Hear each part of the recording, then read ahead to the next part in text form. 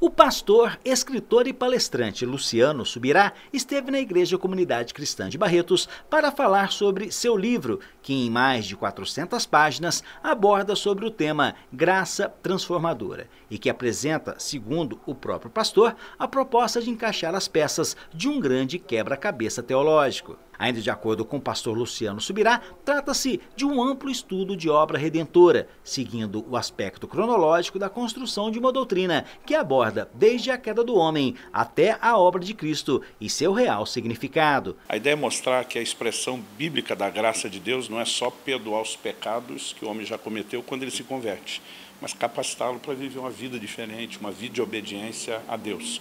Então é um tempo, além de ensino, além de organizar o que nós chamamos da doutrina da salvação, a gente também encoraja eles a viver uma vida de crescimento espiritual. O que incentivou a escrever uma obra tão longa e de significado tão profundo também foi questão explicada pelo pastor Luciano Subirá, tendo ele explicado ainda o que vincula uma eventual graça obtida ao trabalho por ele realizado. Em 2019, eu corri o Brasil todo fazendo algo parecido, falando a respeito do assunto de santidade, que também é esse desdobramento, o crescimento da salvação.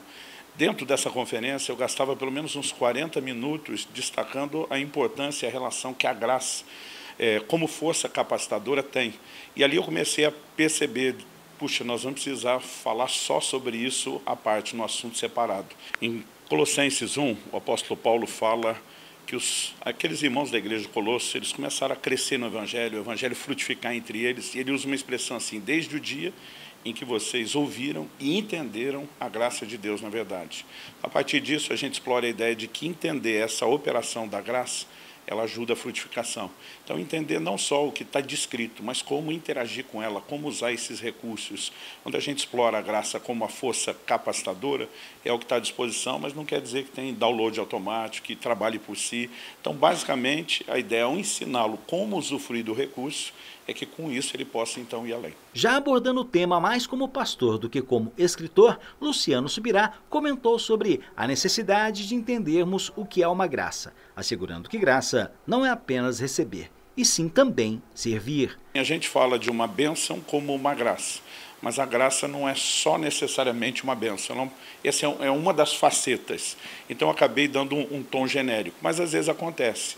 Nós estamos pedindo para Deus trabalhar na nossa vida, surge uma situação que a gente interpreta como um problema, sem perceber que aquilo vai nos fazer crescer. Tudo aquilo que Deus nos dá, o propósito é que a gente derrame na vida de outros. Então esse tem que ser o efeito final. Se a gente pegar só essa perspectiva egoísta ou trazer sem entender que o propósito depois é derramar, vai faltar algo.